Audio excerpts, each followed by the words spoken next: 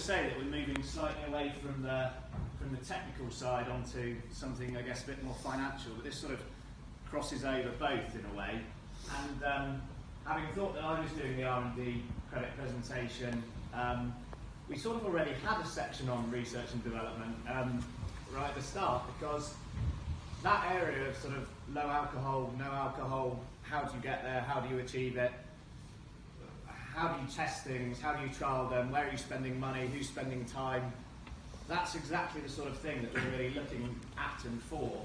Whether you're a brewer, whether you're a supplier to the industry, whether you're a consultant, it doesn't really matter. The chances are that you may well be involved in things that could be relevant for R&D credits. I'm from ForrestBrown. I'm a chartered tax advisor by background. 15 years of advising companies on incentives and reliefs.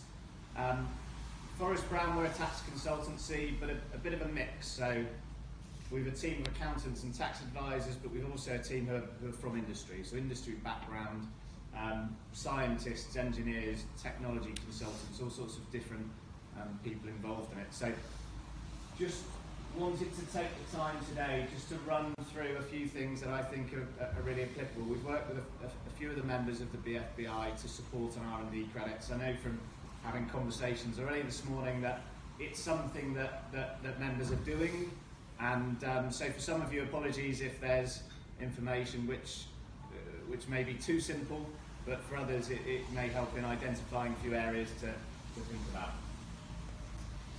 3 parts. I'm not going to take up too much of your time, but a quick overview of the incentive, what it is, how to access it. Some recent changes. I think if you're already claiming R&D credits, just a couple of updates on where things sit from a sort of government point of view and from an HMRC point of view.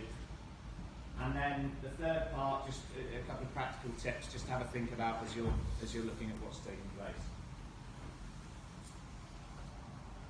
Okay, with apologies to Michael if he's here. At some point, whether it's now, 2 years ago, 5 years ago, people would have looked at R&D credits and not necessarily had an awareness of whether it's something that can support the business. So, working through, we're based in Bristol, just down the road from where we are, so we've been working just to support and identify where there are costs and opportunities for the business to look at whether R&D credits can support.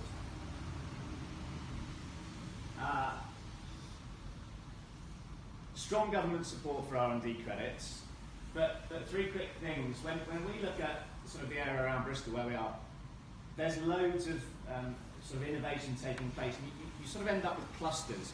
Certainly as a sort of beer drinker, you see what's going on around the area, and this sort of geographical proximity really does, I think, give rise to innovation. It gives rise to people sort of collaborating and identifying where things can improve.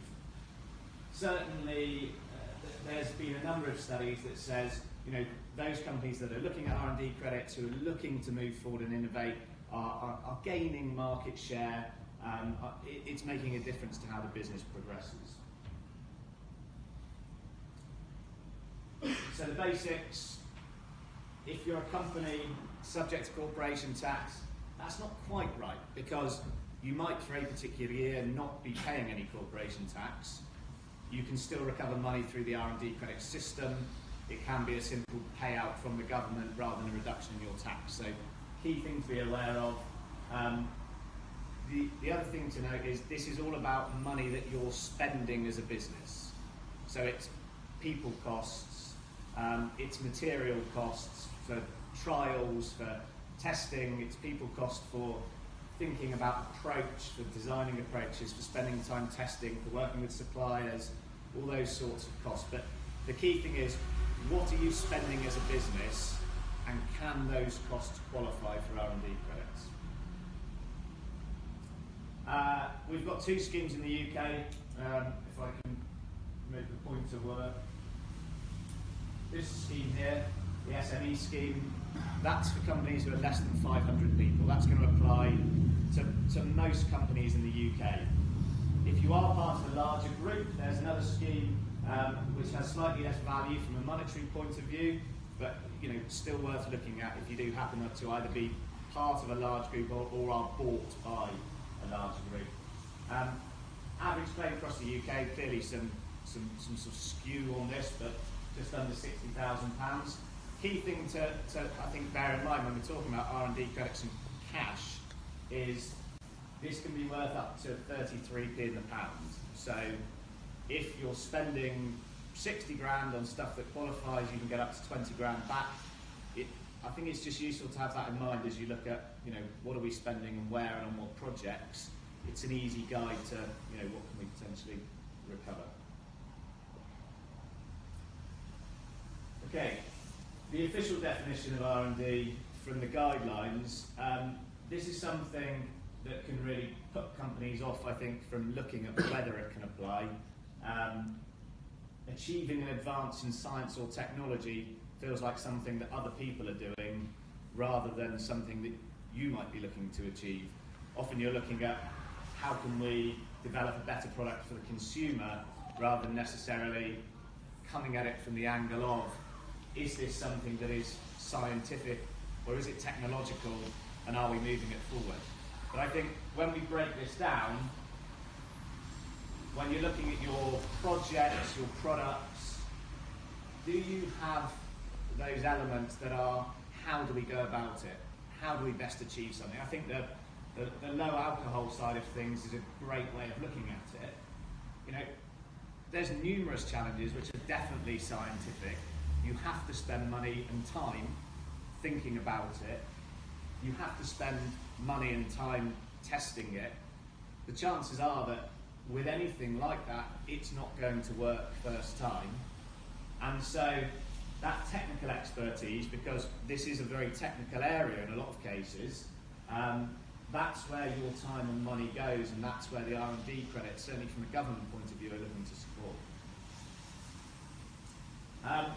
A few examples here of types of things that could be relevant.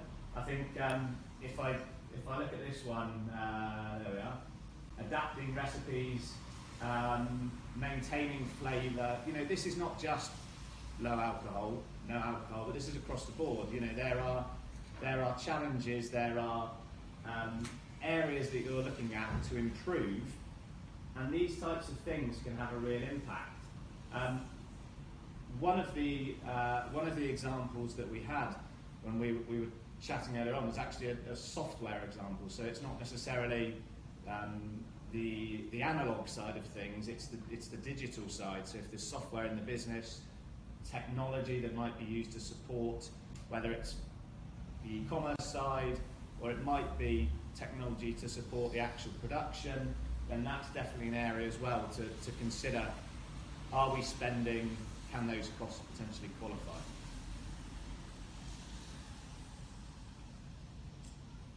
Oh, this was the software example. So again, adapting systems, modifying systems, improving systems.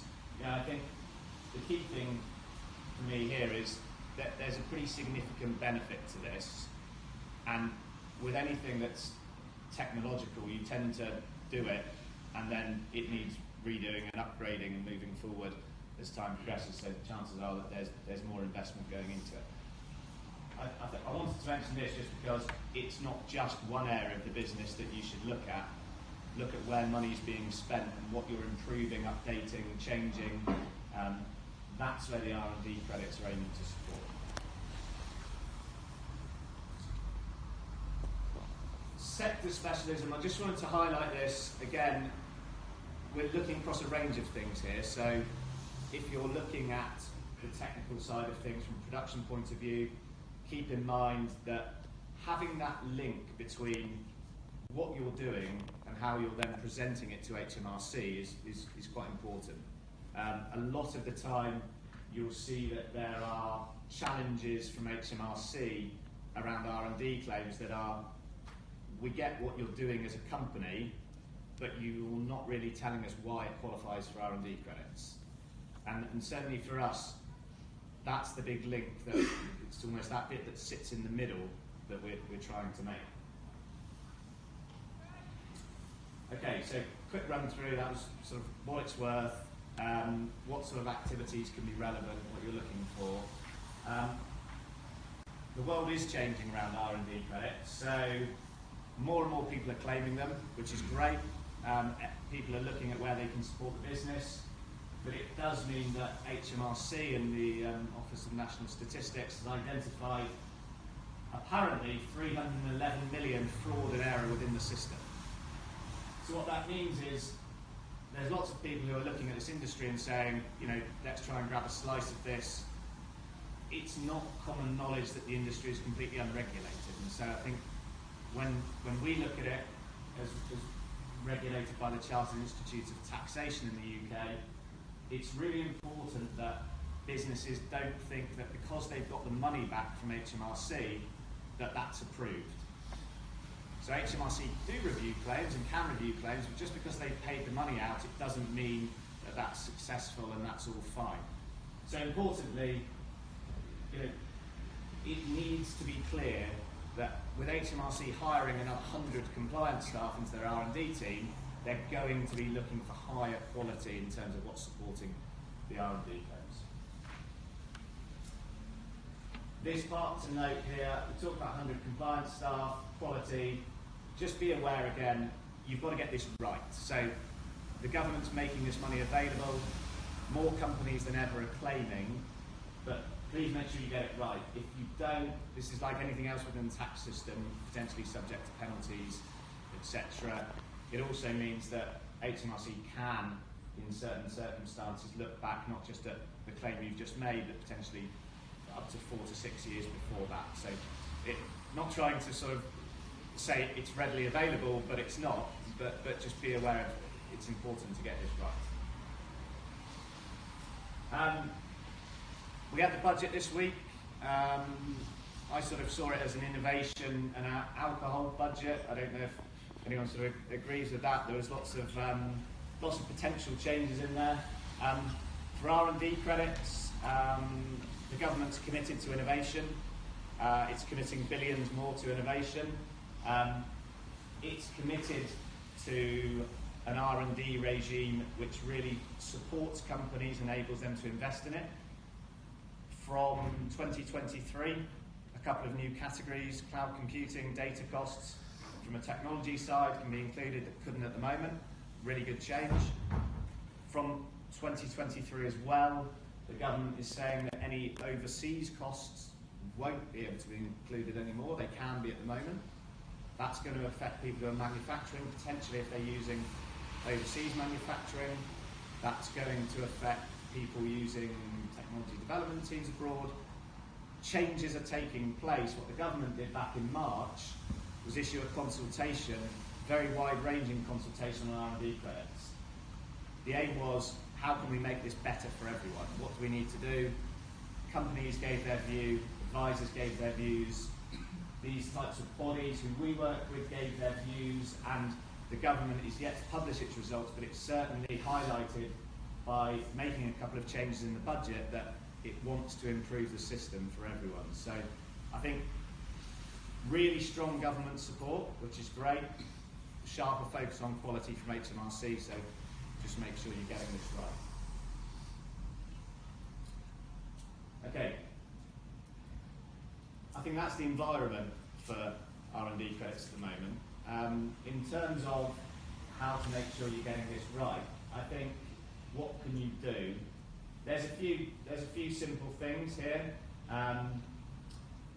Obviously, through the last couple of years, people have had to adapt and make changes. We've seen people actually spending money, not just sitting still, spending money to improve things, so that as we sort of come out of what's a general sort of lockdown into more of an open, I guess, society, there are projects in there that you would have been spending money on that could potentially be relevant for having support from R&D credits.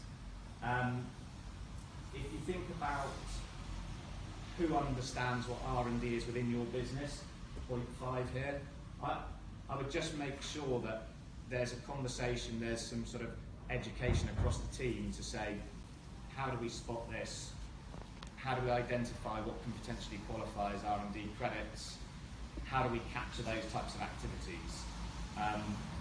Keep an eye on that. The other thing that's going to be important is how your contracts affect your eligibility. We've seen over the last 6 months, having not seen any for ages, a small spate of R&D tax cases that have gone through the courts. There's been some changes, and the contracts that you may have with suppliers or otherwise could affect how you can make an R&D claim. I think with this, staying up to date is probably the most important thing. So most people aren't generally making an R&D claim by themselves and hoping for the best. There's some sort of advice or support. So chat to your advisor. We're happy to answer questions at any point for any members, but do make sure you're up to date with what's happening, what's taking place, and how it can impact what you're doing. I've rushed through it, but I think I wanted to just highlight for you. There's areas across the business that can really impact here. So it can be production, it can be technology. Take a look at everything that you're spending on people, on materials, and saying, where are those challenges? Where are those bits that we're spending time on that aren't run-of-the-mill routine work? There's really good value in this. So, the R&D credits, average value can be up to 60,000. You're recovering nearly a third of everything that you spend that qualifies for R&D. It's a quarter to a third, but just keep in mind that sort of value that's available for you. And then, final point, strong government support, but just be aware HMRC is going to scrutinise claims more carefully. Make sure you've got the support there. This is really important. I can see with the changes that are coming to consumer habits and so on, R&D is going to be essential. It's going to be taking place across your businesses. So capture it, record it, make sure you're up to date with what's changing, and it can really support what you're doing.